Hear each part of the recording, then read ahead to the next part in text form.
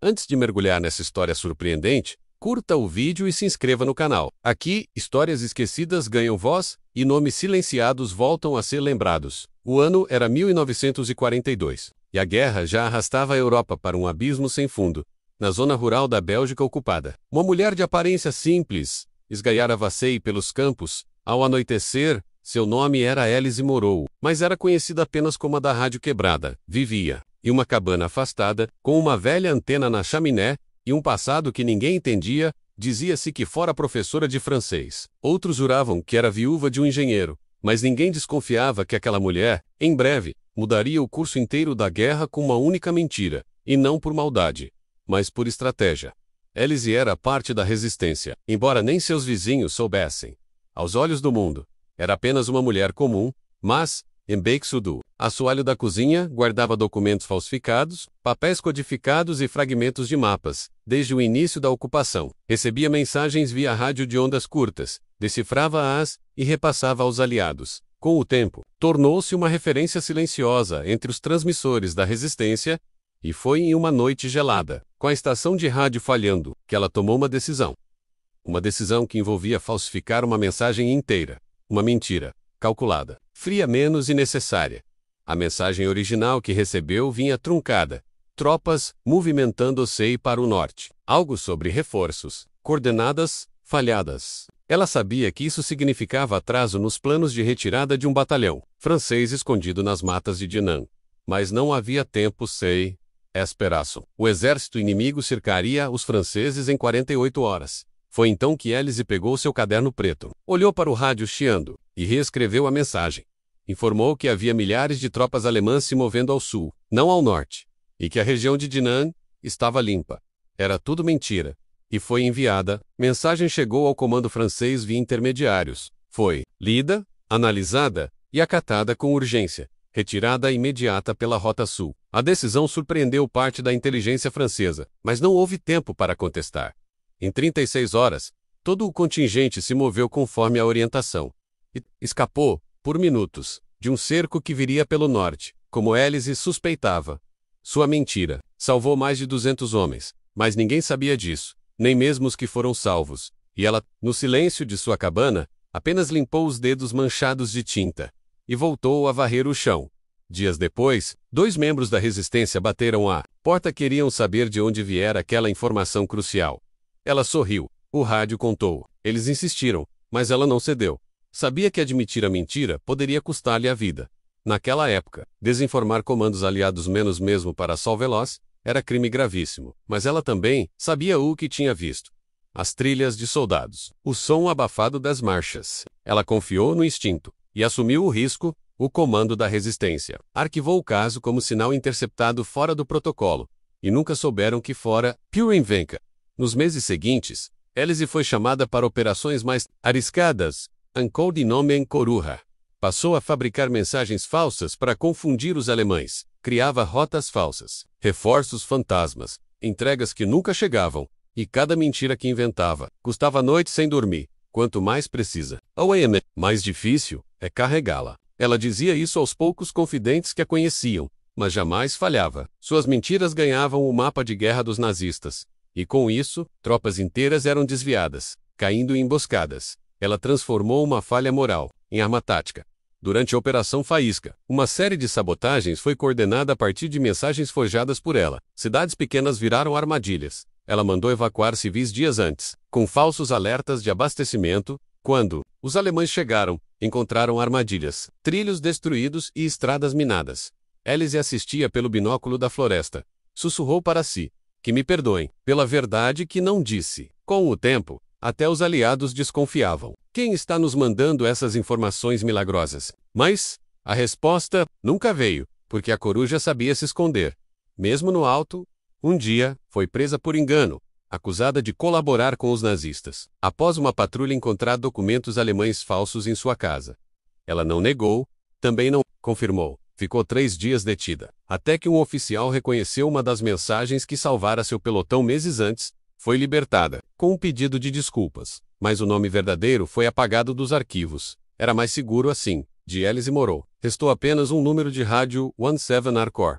E mesmo com a liberdade, ela sabia mentira ou verdade. A guerra não premiava consciências limpas. Ela se isolou ainda mais. Passava dias ouvindo frequências, decifrando padrões, rabiscando em papel vegetal. Mandou alertas falsos sobre campos de prisioneiros, que causaram resgates reais. Informou a presença de depósitos de armas onde não havia nada menos, atraindo bombardeios que esvaziavam o fronte. Mentia com precisão cirúrgica, mas chorava às vezes quando via fotos de famílias destruídas. Cada mentira salva um grupo. Mas condena outro a duvidar da verdade. Era um peso que só ela carregava, e que nenhum uniforme podia proteger. No final de 1944, Elise emitiu uma última grande mentira. Disse que o alto comando alemão se moveria por trem pela região de Baston. Era falso, mas os aliados acreditaram, bombardearam a linha com tudo o que tinham. O impacto não atingiu os alvos que ela citou, mas cortou rotas de suprimento essenciais para o avanço alemão. Na prática, mudou o ritmo da guerra na região. A mentira final de Elise não foi descoberta até décadas depois. E quando foi, já era tarde. A história já a tinha registrado, como alguém que salvou, mentira. Se está gostando dessa história incrível, curta o vídeo e inscreva-se no canal. Aqui, damos voz às heroínas esquecidas pelas páginas oficiais da guerra. Após Baston, Elise tornou-se uma sombra requisitada por generais que nem sabiam. Seu rosto era o fantasma por trás dos relatórios táticos mais eficazes do setor oeste. As mentiras dela eram tão precisas que começaram a parecer mais confiáveis do que as verdades dos espiões em campo. Alguns chamavam isso de sorte, outros de estratégia baseada no instinto feminino. Mas ninguém ousava perguntar diretamente quem era a coruja. E assim, ela continuava trabalhando do mesmo modo, sozinha, em silêncio, com o mapa da Europa na parede da cabana, e o peso da guerra no peito. Um dia, uma criança chegou à sua porta. Trazia uma carta escrita à mão com tinta borrada. Era um pedido de ajuda. Um grupo de civis presos numa vila entre duas frentes de combate. Não havia como evacuar. A carta terminava com: "A senhora salvou soldados. Poderia mentir por nós?" Elise chorou. No mesmo dia, enviou uma mensagem para os alemães. Disfarçada como rádio aliada capturada, afirmava que a vila escondia minas emboscadas. Os alemães mudaram de rota. A vila foi poupada. Na semana seguinte, a criança voltou, entregou flores e disse apenas: "Obrigado pela mentira bonita." Em janeiro de 1945, os alemães passaram a tentar decifrar as falsas mensagens. Criaram um protocolo para rastrear transmissões anônimas. A cada semana, mais operadores da resistência eram capturados. Elise sabia que estava com o tempo contado, que a mentira final estava se aproximando. Mesmo assim, continuava. Mentiu sobre comboios imaginários, sobre armas químicas escondidas, sobre fábricas camufladas em vilarejos fantasmas. E cada vez que mentia, perdia um pouco mais de si, mas salvava muitos. Seu rádio começou a falhar, e então, ela começou a escrever mensagens à mão e enviá-las por mensageiros a cavalo. Um de seus mensageiros, Louis, foi capturado. Levava consigo 3 mensagens, falsas escritas por ela. Ele foi torturado, mas jamais revelou quem era a autora. Os alemães, desconfiando da origem, começaram a buscar uma velha professora envolvida com transmissões. Elise se preparou para fugir. Enterrou todos os papéis sob uma árvore marcada com uma fita vermelha. Desmontou a antena. Queimou os cadernos com códigos. Mas antes de partir, enviou uma última mentira. A resistência planeja ataque direto a Antuérpia. Os nazistas redirecionaram tropas inteiras.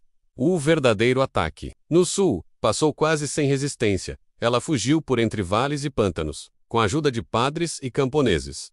Passou por 8 vilarejos em 17 dias, dormindo em celeiros e cavernas. Em um convento, abandonado. Adoeceu de febre alta. Foi cuidada por freiras que não sabiam quem ela era.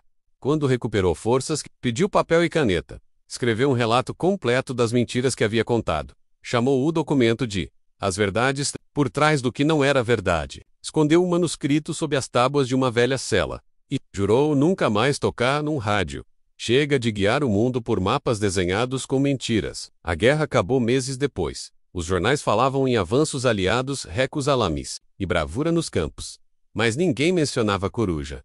Ela agora vivia sob um nome falso. Como costureira num vilarejo do interior francês, costurava bandeiras, curiosamente, mas se recusava a costurar brasões militares. Um dia, um oficial do alto comando apareceu com um livro nas mãos. Era um relatório de guerra que mencionava uma transmissora anônima, cujas mensagens desviaram forças inteiras. Ele perguntou: "A senhora sabe quem foi?" Ela apenas respondeu: Acho que foi uma mulher que contou o que ninguém ousava dizer. Anos depois, um historiador francês localizou mensagens inconsistentes nos arquivos da Resistência. Notou padrões que ligavam várias vitórias a uma única origem. Começou a investigar. Descobriu ruínas de uma antena antiga, em uma cabana abandonada, e sob uma árvore com fita vermelha. Encontrou papéis ilegíveis, com frases codificadas e mapas apagados.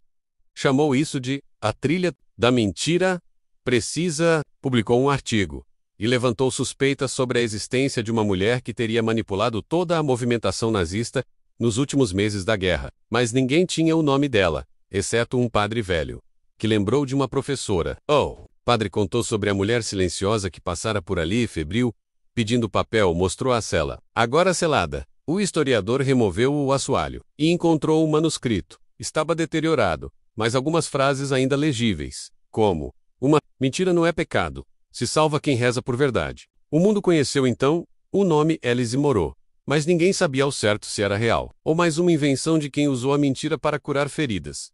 E o debate se espalhou. Seria ela uma heroína real, ou apenas a história que a guerra precisava contar? O nome dela passou a figurar em livros escolares, mas sempre com asteriscos, possivelmente fictícia, talvez código para vários operadores, mas para os veteranos salvos por aquelas mentiras, ela era mais real que qualquer general. Em cada base libertada por informações falsas, surgiu uma pequena estátua de coruja, símbolo de visão noturna e de sabedoria que não se mostra. Cartas com o nome dela começaram a chegar a museus de guerra. Ninguém sabia para onde enviá-las, porque não sabiam se ela ainda vivia, ou se algum dia realmente existiu. Mas em uma feira do interior, um garoto vendia livros velhos num cesto, entre romances e enciclopédias. Caderno preto chamava atenção. Na capa, escrito com caligrafia firme, mentiras contadas por uma mulher que queria salvar o mundo. Um jornalista comprou o livro e publicou parte do conteúdo. O texto era claro, lógico e estratégico, descrevia cada mentira, cada plano, cada risco. Assinado ao fim, Elise M., a que mentiu para que outros não precisassem morrer. História dela, enfim, foi aceita, não como fraude, mas como uma verdade, inventada por necessidade. Se essa história te emocionou até aqui, curta o vídeo e inscreva-se no canal, porque algumas verdades precisam ser contadas mesmo que tenham nascido de uma mentira. Décadas após o fim da guerra, Elise Moreau vivia sob o nome de Jean Laurent, em uma vila à beira do Loire. Era conhecida apenas como a senhora que consertava livros. Silenciosa, gentil, nunca falou de guerra. Mas às vezes, crianças a viam olhando para o céu noturno, murmurando números. 14, 722. Ninguém entendia. E ela apenas sorria. Aquelas eram as frequências que um dia usou. Agora, ecoavam em sua mente como fantasmas que não queriam se calar. Porque, mesmo longe dos rádios, ela ainda carregava cada mentira. Como medalhas invisíveis, um dia, um jovem professor de história apareceu em sua porta. Carregava uma cópia do manuscrito encontrado na cela. A senhora sabe quem foi Elise Moreau? Ela fingiu não saber. Mas quando ele leu uma frase do caderno em voz alta, seus olhos marejaram. A mentira certa narrou Cirta. Pode salvar mais do que a verdade tardia. Ela então perguntou: por que busca essa história? Professor respondeu: porque todo mundo conhece heróis de armas, mas ninguém conhece os que venceram. Com palavras falsas, ela apenas assentiu e ofereceu chá. Naquela tarde, ele ficou horas ouvindo sem anotar nada. Ela não contou fatos, mas contou emoções. Mentir com intenção de salvar é carregar um fardo que ninguém te agradece. Disse que cada vida salva era uma flor invisível, plantada num campo secreto, mas que cada erro cometido era uma cruz cravada na memória. Eu não tenho onde colocar medalhas, mas tenho onde guardar lembranças. Ele partiu com lágrimas nos olhos, e a certeza, a mulher diante dele, era a própria história viva. Mesmo que ela negasse até o fim, meses depois, um artigo publicado no jornal La Voix de l'Europe revelou que Elise Moreau estava viva, ou pelo menos, era o que diziam. A matéria viralizou. Veteranos começaram a enviar cartas para a vila de Jean Laurent. Alguns escreviam: a senhora nos salvou sem saber. Outros enviavam flores. E uma carta trazia apenas uma frase: mentira ou verdade, somos gratos do mesmo jeito. Ela guardava tudo em uma caixa de sapatos e escrevia respostas longas que nunca enviava, porque seu maior medo era ser esquecida e apagada de novo. Certa noite, ela sentou diante da lareira e pegou o velho caderno preto. Escreveu uma última frase: não menti para enganar, menti para fazer a verdade ter chance. Depois fechou os olhos e dormiu. Ao amanhecer, não acordou mais, morreu em paz, sem barulho. Como viveu? Na vila, a notícia se espalhou em sussurros. A senhora dos livros se foi, mas o jovem professor publicou um obituário diferente. Morreu. Hoje a mulher que, com uma mentira, salvou batalhas inteiras, e com o silêncio, ensinou mais que qualquer grito. No enterro, compareceram poucos, mas entre eles, 3 veteranos de guerra que ninguém reconhecia. Um deles deixou um rádio antigo sobre o túmulo. Outro, um mapa com as rotas desviadas, e o terceiro, um caderno, novo na capa, para que ninguém esqueça a mulher que não quis ser lembrada. Nenhuma bandeira foi hasteada, nenhum hino tocado, apenas o som do vento, e de um velho código Morse, tocado discretamente. Eles e o mundo seguiu. Mas naquele pequeno cemitério, a guerra parou por um instante. Um memorial foi proposto, em Paris, mas esbarrou na ausência de provas oficiais. Afinal, a maioria das mentiras dela nunca foi registrada. Mas algo curioso aconteceu. Cada vez que surgia uma dúvida sobre ela, aparecia alguém com uma nova peça do quebra-cabeça. Uma carta, um bilhete, um trecho de rádio, como se a memória de Elise recusasse desaparecer. Até que um museu aceitou montar uma exposição chamada A Mentira que Salvou Vidas, e ali, entre mapas rasgados e sons chiados, ela ganhou um lugar, mesmo sem rosto, mesmo sem estátua. A juventude, ao visitar a exposição, não entendia de início como assim ela mentiu, mas ao ler cada história salva, cada desvio que evitou mortes, cada emboscada que falhou por causa de uma informação falsa, passavam a entender. E uma frase escrita na parede resumia tudo. Às vezes, a verdade precisa de tempo. E a mentira compra esse tempo. Camadas de moralidade eram discutidas ali. Mas ao fim, todos saíam em silêncio. Porque perceberam. Nem todo herói vem com bandeira. Alguns vêm com culpa e coragem. No vilarejo onde viveu, uma placa foi afixada discretamente na biblioteca. Jean Laurent, restauradora de livros e de destinos. As crianças perguntavam quem ela foi. E os velhos diziam: foi a mulher que fez os soldados voltarem para casa. Mas como? Contando histórias que pareciam mentiras. E o menino respondeu. Então ela era escritora de vida. E desde aquele dia, toda sexta-feira, as crianças escreviam bilhetes e escondiam entre os livros mensagens de paz, de aviso, de esperança, porque no fundo, continuavam acreditando que ela ainda estava ali. Ouvindo, hoje, nos arquivos militares da França, há um dossiê com selo vermelho. Título: A Operadora de Société Erecor. Classificação: não confirmada. Mas um bilhete preso com clipe resume tudo. Confirmada no coração de quem sobreviveu.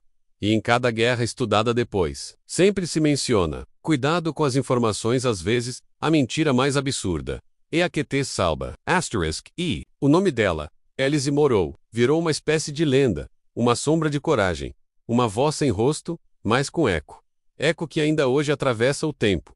E sussurra: mentir, às vezes, é escolher quem vive.